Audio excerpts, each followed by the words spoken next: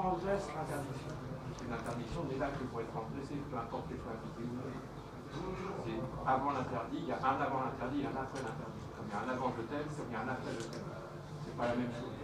On pose un interdit, on se fout complètement qu'il soit enfant ou non.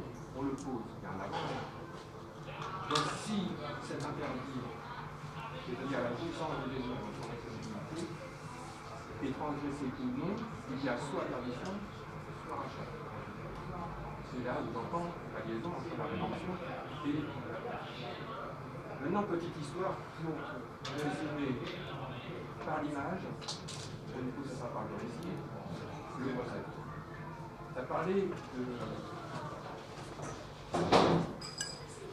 On a parlé d'énothéisme, on n'a rien fait d'énothéisme, c'est avant le polythéisme, c'est l'un parmi d'autres. Et parmi d'autres, c'est une divinité d'une même religion.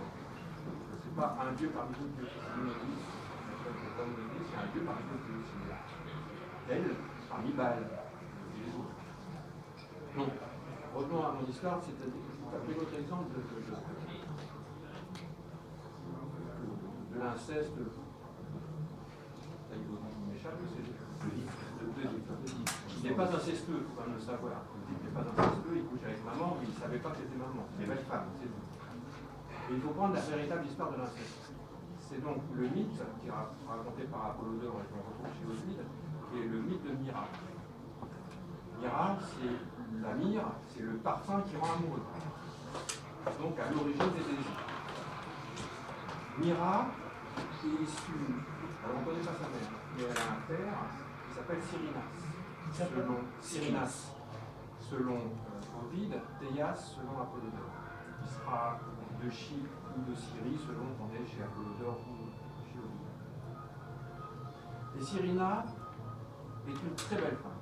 C'est d'abord une très belle jeune fille, une belle petite fille. Et elle admire son père.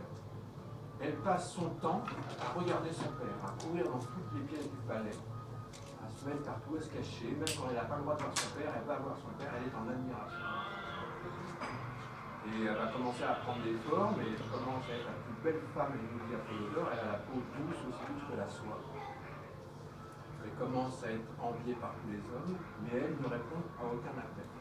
La seule chose qui l'intéresse, c'est son père. Qui le sidère.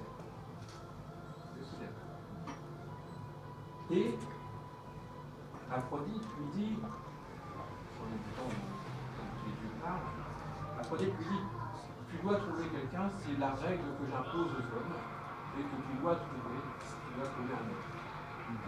Et donc elle lui envoie des tas de mecs, des bourgs, tout ça. Ça ne marche pas. Elle est désespérée, parce que c'est la seule chose qui la fascine, c'est son père. Et Mira commence à être seule, enfin voilà, rien ne fonctionne, et donc il y a Hippolyté, sa nourrice, qui est très touchée par cette position et qui dit oui, c'est pas possible que Mira s'en sorte. Et donc elle va monter un stratagème qui va consister à voir Cyrinas, Cyrinas est un bon roi, et il y a une femme qui veut de toi. Et tu l'auras, la seule condition, c'est que tu ne la vois jamais. Cyrinas réfléchit, il dit bon, d'accord, mais que dois-je faire? Elle rentrera un soir, tu éteindras la chandelle, peu importe, et tu l'honoreras et elle partira sans te dire. Cyrinas est d'accord, le soir aussi, Hippolyté ouvre la porte, une jeune femme rentre dans la chambre. Une nuit d'amour comme Cyrinas n'en a jamais vécu, se déroule. 9 nuits de suite. Et un matin, presque au matin, Cyrinas se dit mais c'est qui cette femme qui me fait si amour? Très curieux. Il allume la lampe. Et qui voit-il? Mira. C'est un peu l'histoire d'Aphrodite, c'est sa fille. Donc là, il y a un véritable inceste. Psyché, voilà. Il n'est pas l'inceste, il n'est pas un faux inceste, c'est un véritable inceste demandé par la fille. Et Aphrodite n'est quand même pas contente du coup. Donc, et en plus, le père est franchement pas content de cela, il se rend compte que lui est petit, et à son insu. Donc il va lui courir après, Mira se rend compte de l'énorme faute qui s'est passée. Et, donc on voit bien que l'objet du désir était un objet impossible, interdit quand Et là, ce qui devient intéressant, c'est qu'il va courir au travers des bois pendant 80 jours. Je ne sais pas si le 9 est important. Du souffle. Oui, voilà. Enfin, ça dépend si c'est à boule d'or, parce que chez Ovid, c'est même 9 pleines lunes. Donc chez Ovid, c'est encore plus. 9 pleines lunes, c'est 9 fois 28.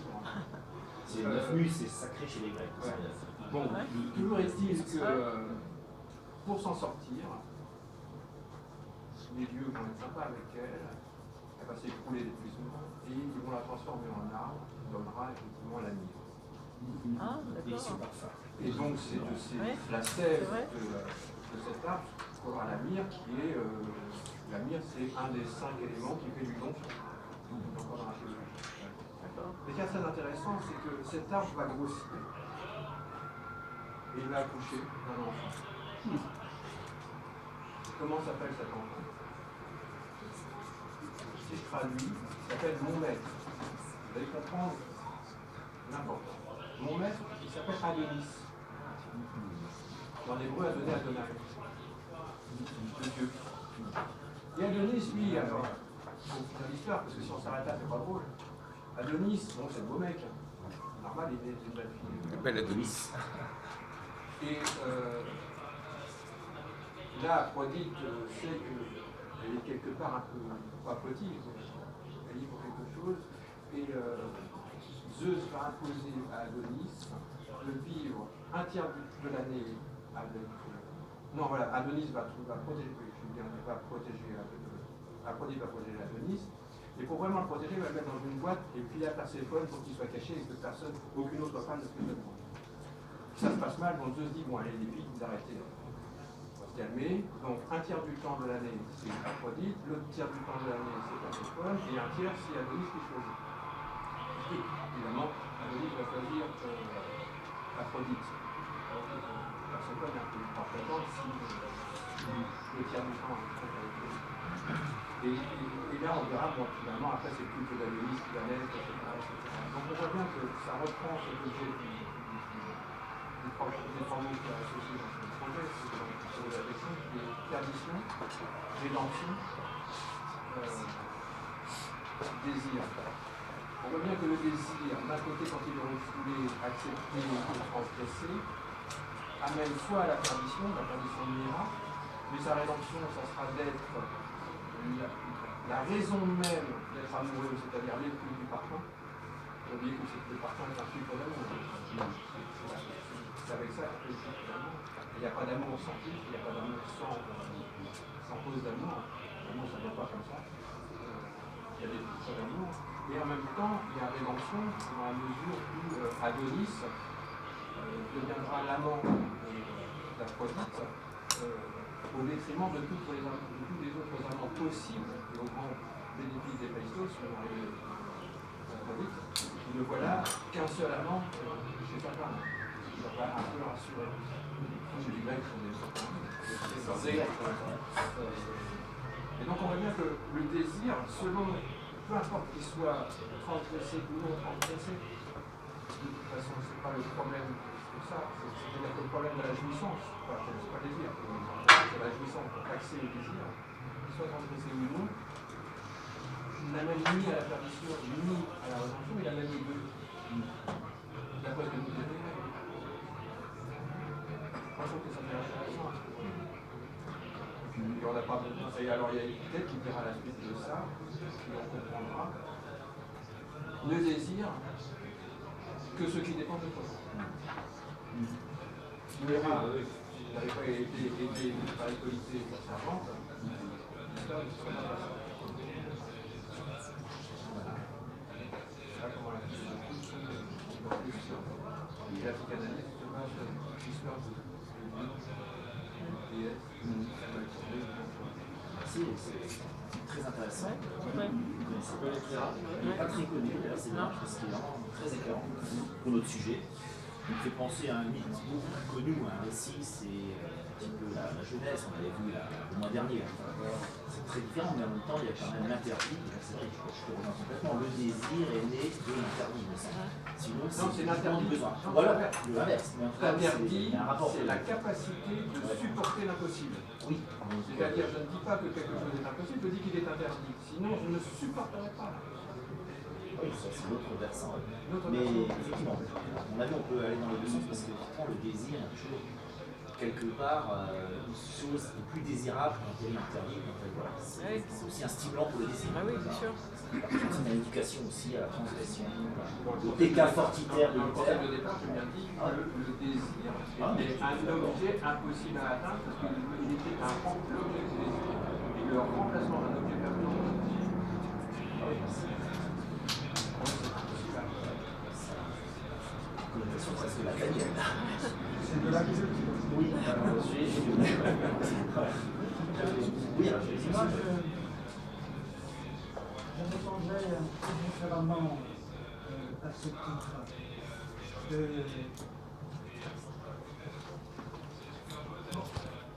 Initialement, peut-être que je voyais avant l'intervention aussi, peut-être que je voyais l'intitulé, quelque part, ça conduisait inévitablement à un contrôle de soi, qui est à peu près universel, qui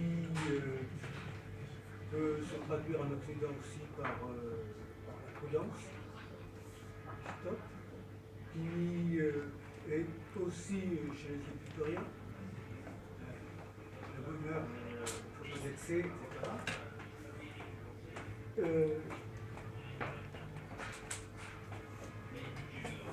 Bon, ça c'était initialement. D'autre part, effectivement, alors, ce terme, perdition, rédemption, moi je vais traduire aussi par positif, négatif. Qu'est-ce qu'il y a de positif ou négatif? Je crois, moi, qu'il y a deux conceptions du désir. La conception qui représente Platon, qui est de combler un manque.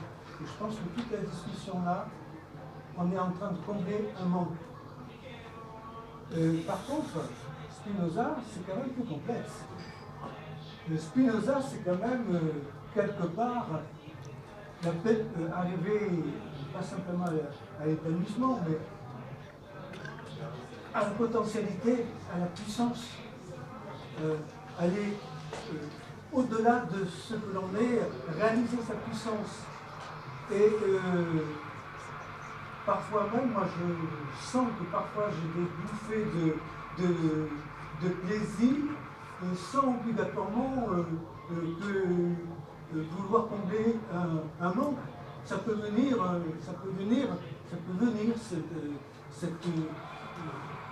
cette plénitude, elle peut venir sans obligatoirement que ce soit un manque. En tout cas, il est évident que quelque part, il y a chez l'homme un désir de se dépasser, un désir de se réaliser, un élan de vie, mais cet élan de vie n'est pas obligatoirement la traduction simplement d'un manque. Et par rapport à la discussion sur le désir mémétique, bon, j'ai lu beaucoup Girard, sur ce que moi je vois tout simplement une actualisation du péché original, et que quelque part le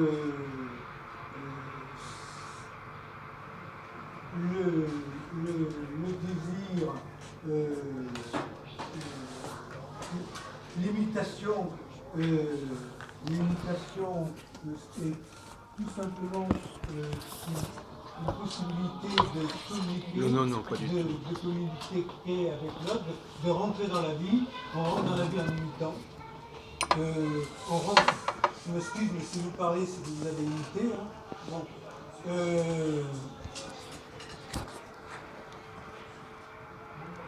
Et d'autre part, le désir quand on n'a rien, le désir de la personne qui veut manger, je m'excuse, je ne vois pas en quoi c'est obligatoirement quelque chose d'avilissant, etc.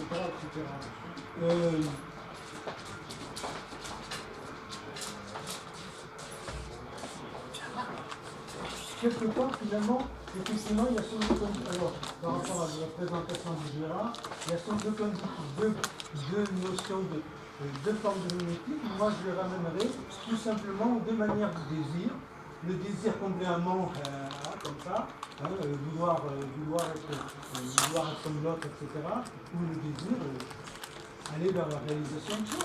Donc, effectivement, c'est deux formes de désir différentes qui, à mon avis, ramènent à deux formes de désir différentes. Oui, alors, vous reviendrez d'ailleurs pour aller dans le sens un peu de Platon. Effectivement, c'est exactement. C'est vrai qu'on était plus dans cette dimension-là. Peut-être un peu plus titre, un peu perdition et rédemption, mais il y a aussi l'idée, vous avez raison, Spinoza, où le désir est positif, première définition positive du désir. Le désir, d'ailleurs, j'irais même jusqu'à dire, je crois que c'est Balzac qui le dit très bien, il parle de la véritable jouissance indésirée, il parle des fakirs qui sont cités.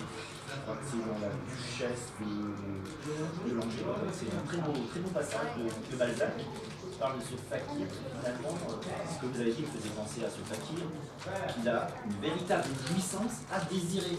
Il n'a pas besoin, le désir n'a pas besoin de se réaliser. Là, je vous rejoins complètement. C'est peut-être, je dirais, un des summums de la sagesse, d'arriver à jouir de son désir. Bon. Peut-être d'ailleurs comme dans certaines formes de tantrisme, où on n'a même plus besoin de passer à l'acte, on n'a même plus besoin de la jouissance physique, on est déjà dans la jouissance spirituelle, le simple désir, le désir est tellement fort pour l'être aimé que une sorte d'orgasme spirituel, dans cette expression. Et d'ailleurs, c'est intéressant parce que Platon dit qu'on ne désire autre chose que parce qu'elle est belle, alors que Spinoza va renverser Platon en disant belle ou bonne, c'est parce qu'elle est belle, c'est pas parce qu'elle est belle qu'on la désire, c'est parce qu'on la désire qu'on la trouve belle. Je pense que les deux sont vrais, de toute façon, il y a les deux. Comme perdition et rédemption, les désirs, effectivement, à la fois, il y a l'objet qui joue aussi le sujet. Et le troisième terme, là, Renan Girard, le médiateur, c'est que quelque chose qu'on désire faiblement, peut-être qu'il y a un petit désir quand même, on va le désirer beaucoup plus encore parce que quelqu'un nous dit qu'il faut le désirer. Quelqu'un de désirable, quelqu'un de connu, ou ce qu'on appelle le médiateur, quelqu'un d'intelligent. Mais il y a aussi la connaissance. Oui, la connaissance. Il y a aussi la connaissance qui n'est pas médiatrice. Alors, on va faire tourner parce qu'il faut que tout le monde puisse parler, même si après il y a les mots de la fin pour ceux qui n'auront rien dit, évidemment, c'est pas l'explication, mais il y a d'autres idées qui émergent, ou voilà, d'autres désirs, justement, dans d'autres directions, des personnes qui n'ont encore rien dit. Revenir peut-être un peu, c'est pas obligé, c'est pas parce qu'on a un café chaos qu'on doit rester. On doit forcément être autant dans l'Orient que dans l'Occident. Voilà, moi j'ai fait un peu les deux. C'est vrai qu'on était plus en Grèce et en Occident. Oui. Mais alors Yves, s'il n'y a pas de... Je voudrais revenir sur quelque chose là. Madame avait dit très justement un point là, développer son individualité propre. Et fondamentalement, c'est ça la perdition ou la rédemption, c'est si l'être humain arrive à se réaliser déjà dans son individualité propre. Si on reste pris dans des addictions diverses ou autres, il est sûr qu'une perdition, et on a beaucoup de mal à trouver un salut quelconque de réalisation de soi. Mais par rapport à ça, juste pour dire, il y a un film qui sort là prochainement, très dur. Le français. Oui, un français ou le français. Une polémique, ouais. Voilà. C'est un français. Et qui est véritablement la vie selon les instincts, selon la plus élémentale possible. Quelque part, c'est la vie d'un punk, la skinhead exactement. La skinhead, voilà. Et avec toutes les confrontations, la vie élémentaire qui vont brutale, le racisme, l'extrême le plus absolu de quelqu'un qui vit dans une passion absolue, quoi, finalement, et brutale et autres. Et c'est très enrichissant par rapport à ça. Et ce que je veux dire face à ça, c'est que cette illustration montre bien que quelque part, l'animal, c'est une chaîne en soi, quoi, l'instinct. C'est une chaîne en soi. L'animal ne peut être qu'animal, quoi, finalement.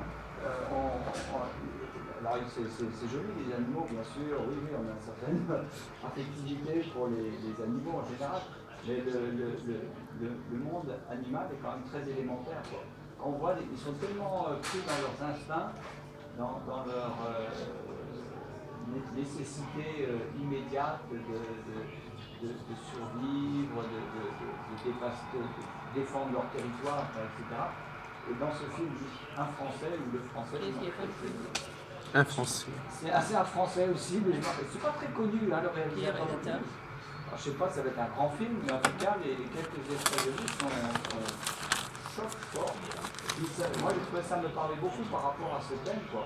Parce que c'est l'illustration, ce type-là, quand même, à la fin de sa vie, justement, c'est autobiographique, hein, je crois, c'est quelqu'un qui a vraiment eu cette vie-là et qui s'est repenti quelque part à la fin de sa vie, parce que, en effet, aller dans un absolu. Il s'appelle comme ça- Alban Lenoir. Ah, d'accord. Merci, voilà. Alban Lenoir, le réalisateur. Oui, oui. Oui, pas connu, le mec. Et- Non, excuse-moi, c'est de Distem. Oui, c'était un pseudo.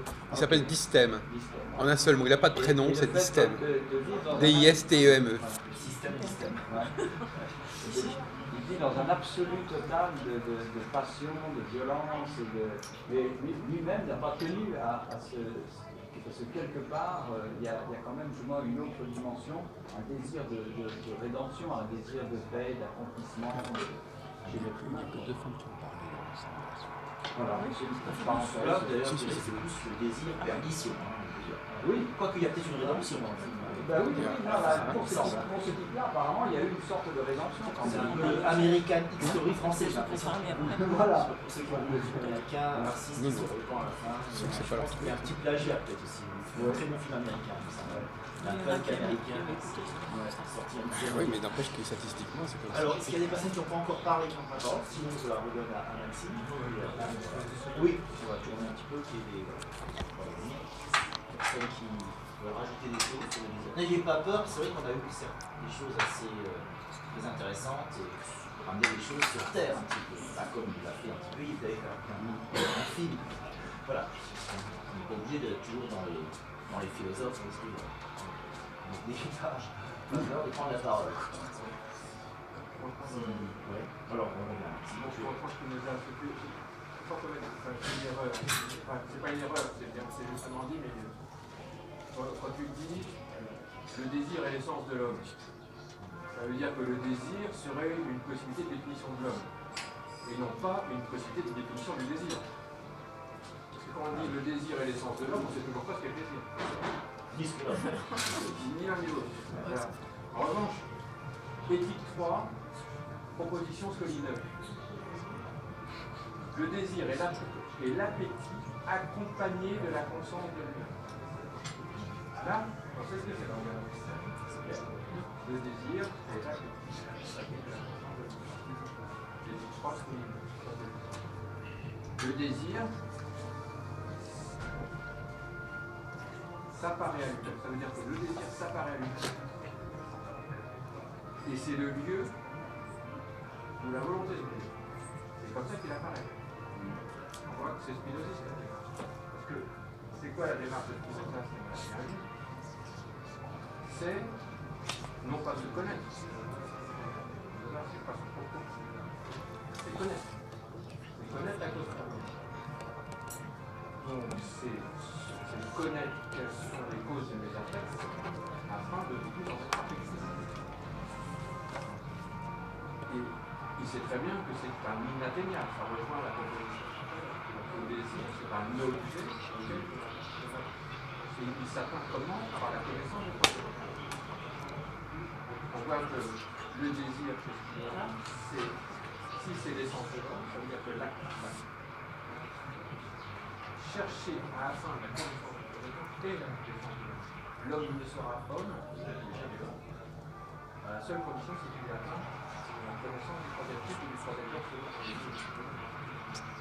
Et donc ça veut dire que ça sera à ce moment-là que le désir s'apparaîtra à lui-même. C'est-à-dire que tout à l'heure je disais que le désir est un objet refoulé dans mon inconscient. Enfin, l'objet désiré et le symbole d'un objet refoulé dans mon inconscient.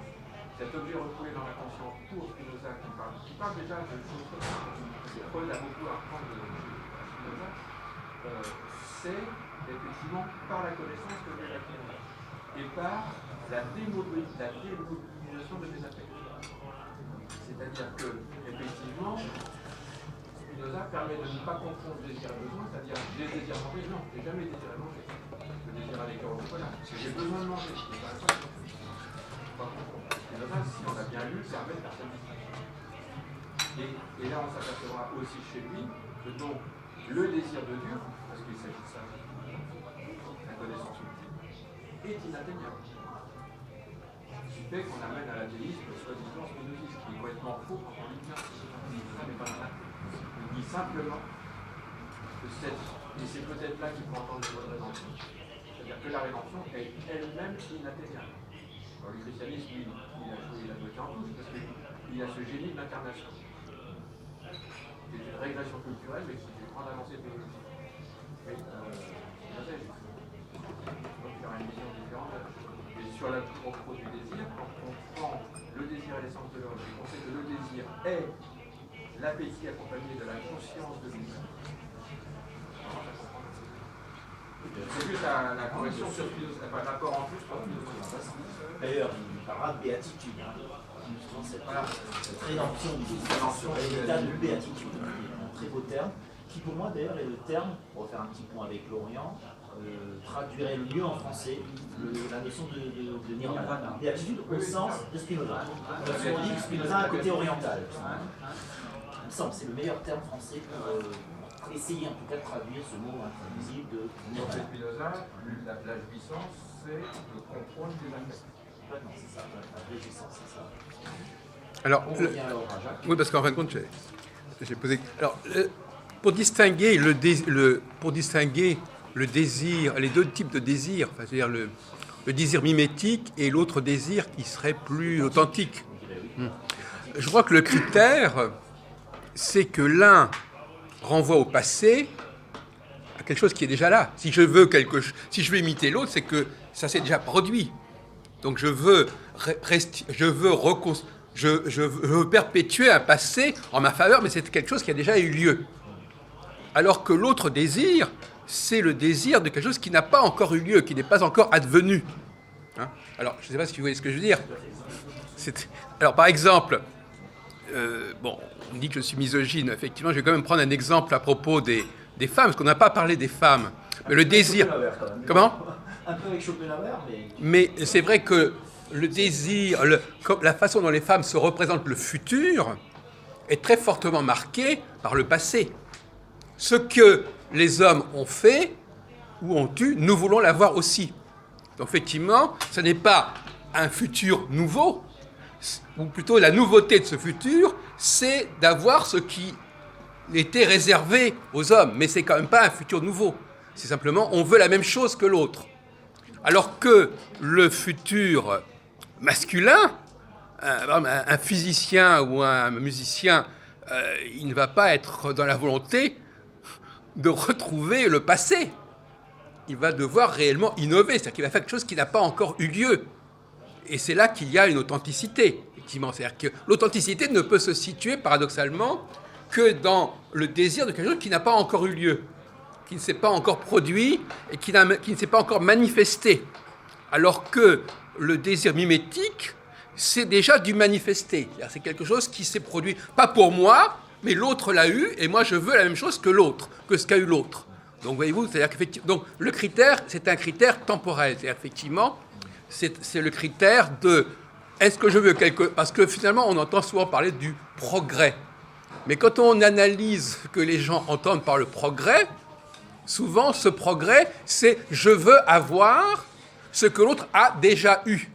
Donc ce n'est pas un vrai progrès, en quelque sorte. Pour moi, c'est un progrès, mais en soi, je veux la réédition de quelque chose qui a déjà eu lieu. Alors que la vraie passion, le vrai désir, authentique, pour revenir à Girard, c'est réellement, pour rebondir sur ce que disait Yves Massé au tout début, effectivement, il disait, oui, c'est très bien le mimétisme, finalement, il faut vouloir...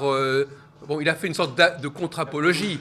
Hein, il a dit, il faut vouloir, finalement, c'est pas si mal de vouloir ce qu'a l'autre. Mais c'est une voie qui est périlleuse, parce qu'en réalité, elle est très ambiguë, très ambivalente, et ça se discute, en fait. moi, je serais dans la synthèse. Voilà. Ça se discute, je crois... par exemple, un enfant... Comment peut-on, par exemple...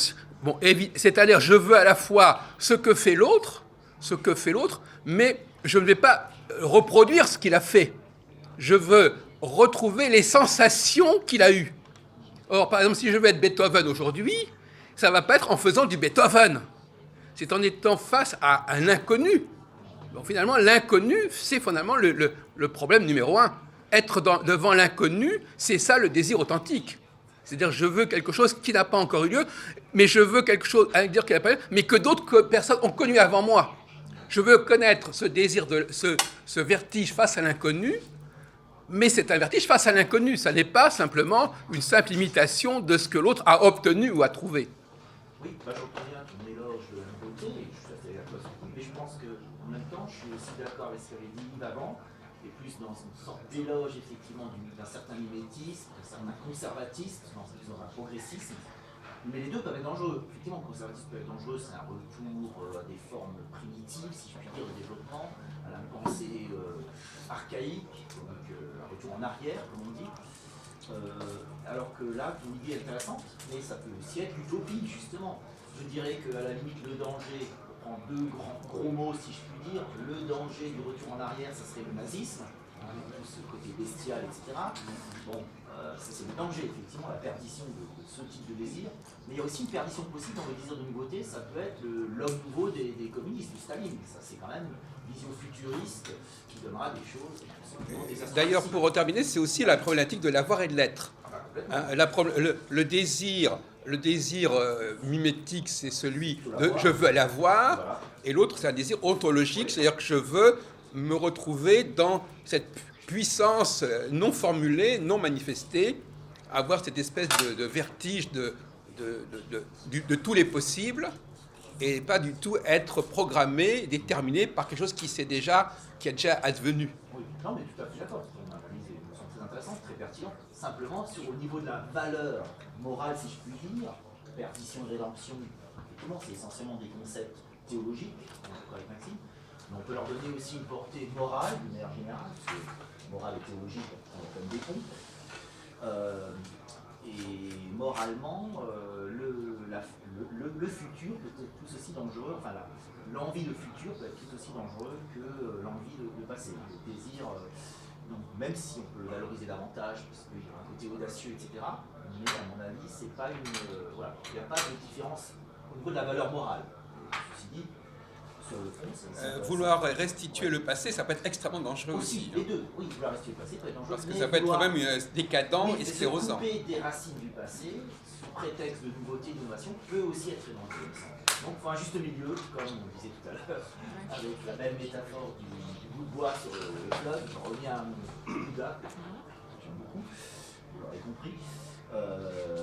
Pour Aristote d'ailleurs, puisque avec Aristote vous avez aussi l'éloge du juste milieu, d'une autre manière, éviter d'aller à l'extrême, le désir, par exemple, c'est intéressant parce que Aristote dira, il sera un peu plus audacieux que Platon, il dira finalement désirer être riche, c'est pas une mauvaise chose, car il ne faut pas aller à l'excès.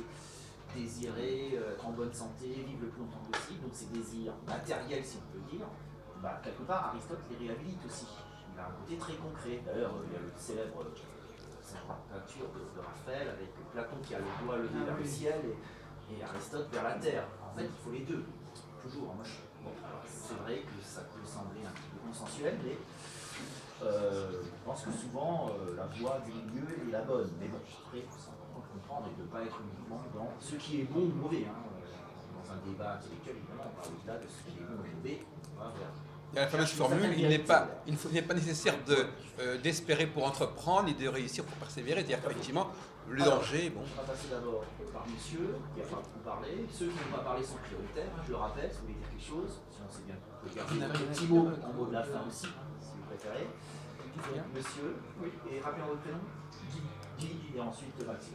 Donc, mais il semble que étymologiquement, le verbe désirer. Ah oui, ça vient des astres. Latin, Oui. Donc, désirer, le verbe. Parce que le substantif est authentifié plus tard. Mais le verbe signifie regretter. Donc c'est plutôt tourné vers le passé, mais pas le passé de quelqu'un d'autre. Le passé, ça s'adresse plutôt désirer le paradis perdu. Donc c'est C'est-à-dire désirer ce qu'on a perdu, ce qui est absent, parce qu'on a perdu. Enfin, je voyais ça un peu l'idée de quand j'ai vu le thème perdition et rédemption, donc c'est dialectique, hein. Et donc je pensais, alors je suis allé chercher un peu cette question autour du texte de Louis-Claude de Saint-Martin, qui est un philosophe inconnu, c'est le texte qui écrit L'homme de désir. Et oui, voilà. Et je me doutais qu'en donnant ce titre, L'homme de désir, il parlait d'autre chose. Que ce qu'on entend communément aujourd'hui par désir. Alors justement, j'étais allé chercher un texte qui parlait de lui et il commençait donc, enfin c'est un texte maçonnique, hein, mais il commençait donc par parler de l'étymologie du mot désir, en disant le mot désir n'apparaît en français qu'au XIIe siècle, le verbe désirer à la fin du XIe siècle, et avec le sens de regretter l'absence de quelque chose que l'on désirerait posséder. Donc l'origine latine, désirer, aspirer, non, c'est surtout l'idée de regretter l'absence, donc éprouver le manque, et forcément ce qu'on a perdu. Donc c'est plutôt l'idée de à ce moment-là on passe par la réminiscence, ça peut amener aux idées platoniques, et c'est donc pas le futur que l'on désire, mais plutôt le passé dans cette conception. Le futur antérieur. Mais d'ailleurs, desiderata, c'est aussi l'idée de sidérer, sidéral, l'étoile filante. L'étoile dont on voit la lumière que longtemps après que l'étoile soit morte déjà. L'image du désir aussi. Vous y êtes emmené dans cette image. Alors oui, justement, pour aller plus loin dans la réflexion que vous avez, je ne vais pas prendre le juste milieu. Oui, il faut aller plus loin que ça. Parce que quand on dit à partir du mimétisme, si le mimétisme est le passé, et puis qu'on le regretterait, et puis qu'il ne faudrait pas, parce qu'effectivement, on pourrait arriver à n'importe quoi. Et qu'on parle des femmes qui n'auraient pas de chance parce qu'elles ne font que voir dans le passé, que les hommes auraient la chance de. Ah non, c'est nous qui sommes dans la merde, les hommes, je parle, et là, en tant que masculin. Cette femme a la chance que par souvenir mimétique, en regardant sa mère, elle est capable d'avoir des enfants. Désir de ce qui s'est déjà passé. Sauf que l'objet de ce chose-là, c'est le futur. Et il est inconnu. C'est-à-dire que la mémoire, c'est possible parce que ma mère me l'a dit, elle ne m'a pas dit d'ailleurs. Vous l'avez vu ? Va pouvoir me conduire à un inconnu qui s'appelle l'enfant. Et d'ailleurs, l'enfant, je vous signale que c'est celui qui n'a pas la parole. C'est une femme. C'est celui qui n'a pas la parole. Donc c'est l'objet, c'est même l'objet même du désir. C'est-à-dire que c'est l'inconscient de l'objet perdu de la femme que moi, je vais réitérer. Donc le masculin, dans le coup, il est un petit peu accessoire. Mais il y a un gros problème à résoudre là-dessus. Sauf si, effectivement, on fait ce qu'on appelle sortir la part féminine.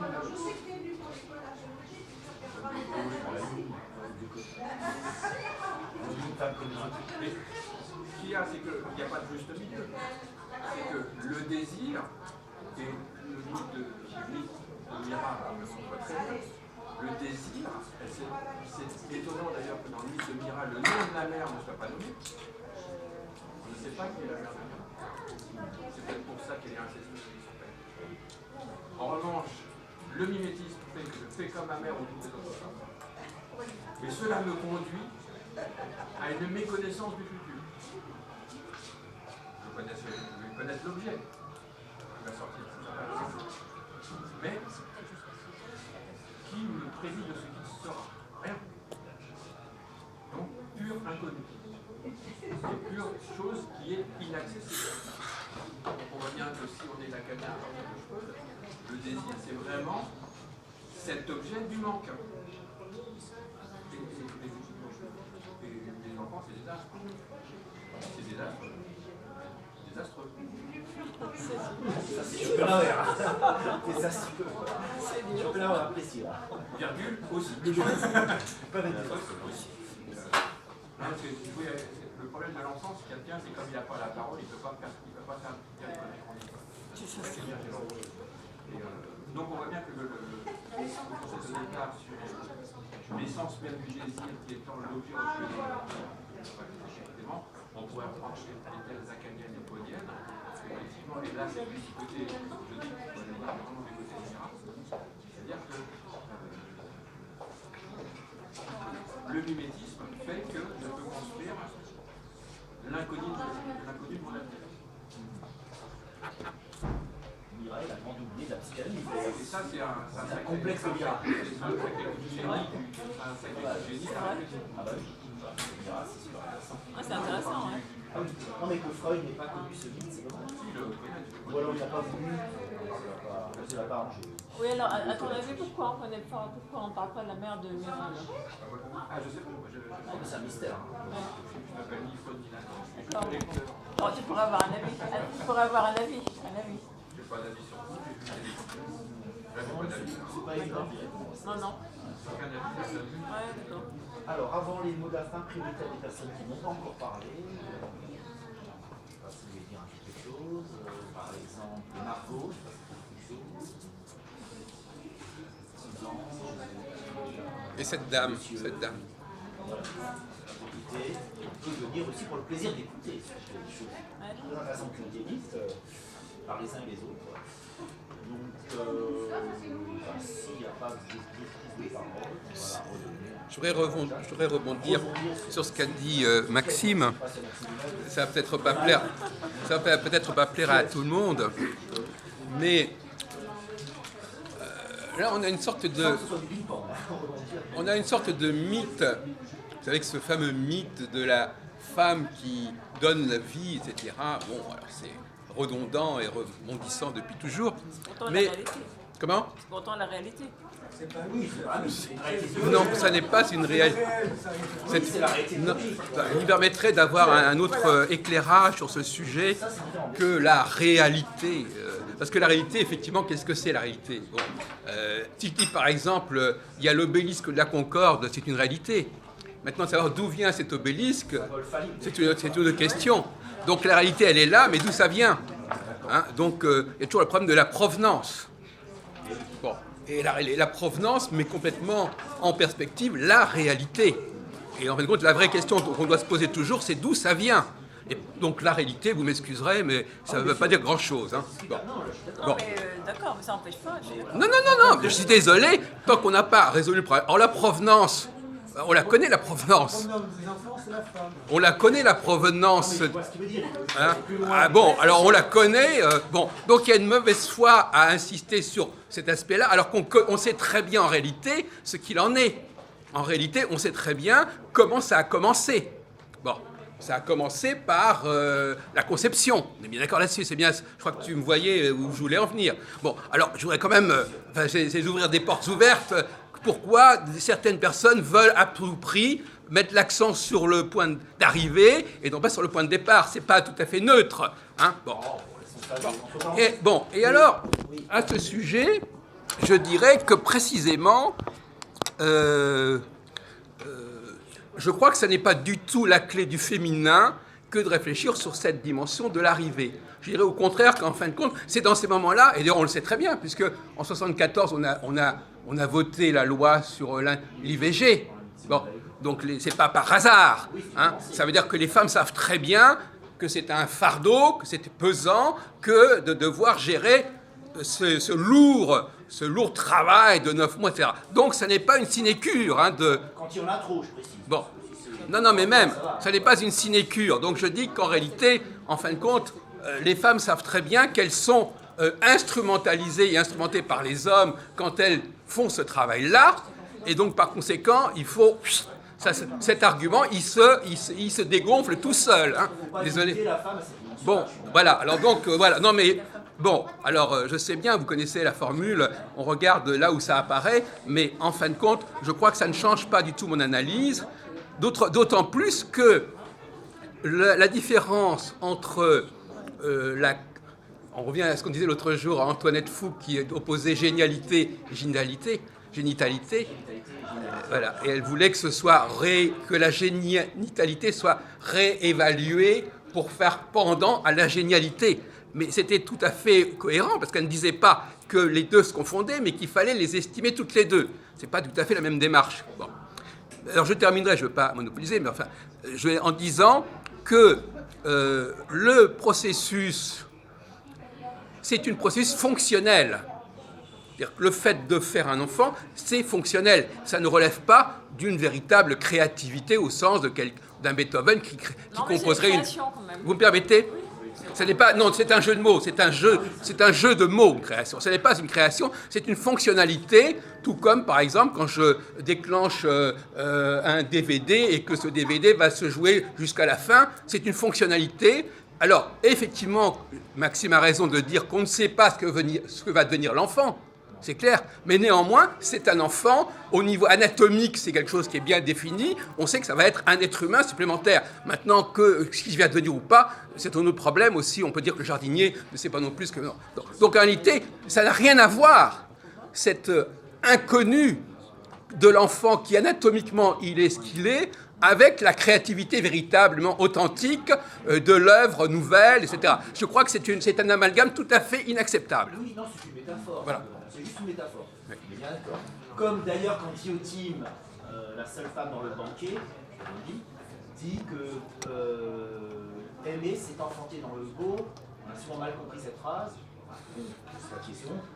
C'est pas que l'enfantement biologique, évidemment, sinon ça serait rien comprendre à Platon. C'est l'enfantement de belles idées, effectivement. Et c'est une femme qui donne cette belle définition d'amour. Mais d'ailleurs, paradoxalement, Jacques rejoint un peu Simone de Beauvoir dans Le Deuxième Sexe, qui s'en prend effectivement à cette survalorisation de la maternité, voilà. D'une manière outrancière, je trouve d'ailleurs, mais c'est pas. Voilà. Donc, c'est pas une question d'être du côté. En faveur des hommes, des femmes, ça n'a rien à voir. C'est pas la guerre du sexe. Heureusement. Heureusement. Ouais. D'ailleurs, pour lancer peut-être les mots de la fin, je trouvais qu'il y avait une sorte de passage intéressant entre la maternité, la procréation et l'obélisque. Je vois, ça a été fait exprès, je crois pas. Non, je voulais simplement dire qu'il y a des objets qui sont là, c'est parce qu'ils sont là qu'ils appartiennent à l'endroit où ils sont. Je trouvais ça marrant, quoi.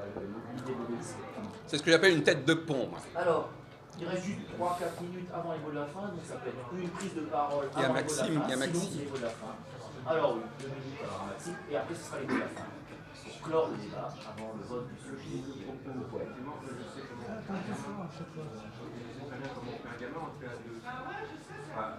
Ah bon ? Ah bon, c'est une nouvelle ça. On le faisait, Ah bon. précise. Souvent quand même encore. Quand même, oui. Dans 98% des cas, c'est ça. Et quoi, même exactement. C'est pareil. Mais le problème, c'est que c'est là qui a amené à une autre réflexion qui devait conduire et non pas cet égoïsme de moi je, etc. C'est que le plus de génie de cette reproduction faite à partir d'un mimétisme quotidien du futur inconnu, ça s'appelle la création de l'humanité. C'est pas de moi qu'il s'agit, c'est pas de la femme qu'il s'agit. Il s'agit de l'ensemble de l'humanité. Parce que si demain il y a plus de reproduction, il y a plus d'enfants, c'est l'humanité qui disparaît. C'est pas là le désir, il n'est plus un désir individuel, il est à partir de la réalisation d'un couple la capacité de renouveler l'humanité. C'est sa capacité. Donc, est-ce que là, c'est une question que je pose, est-ce que c'est un désir intrinsèque à l'humain, irrémédiable, impossible d'annihiler? Et s'il est annihilé, qu'est-ce que ça viendra? Poser des questions sur la bibliothèque aujourd'hui. C'est-à-dire que les questions, par exemple, sur l'intelligence artificielle, ça pose toutes ces questions d'éthique. Mais la question du désir, et là, je passais à une autre étape, qui était plus la désir d'un individu. Mais de l'homme en tant qu'il appartient à une entité qui s'appelle l'humanité. C'est-à-dire que là, je dirais, parodier ce que les désirs et humanité. Il n'est pas essence de l'homme, il est l'essence de l'humanité.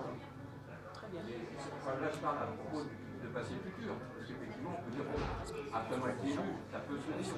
Mais pourquoi ça ne se dit pas après moi le déluge? Pourquoi ça ne se dit pas? Pourquoi? Alors on pourrait le dire, plus du XXe siècle, on pourrait dire après moi le déluge. Il n'y a que Sartre qui a pu le dire.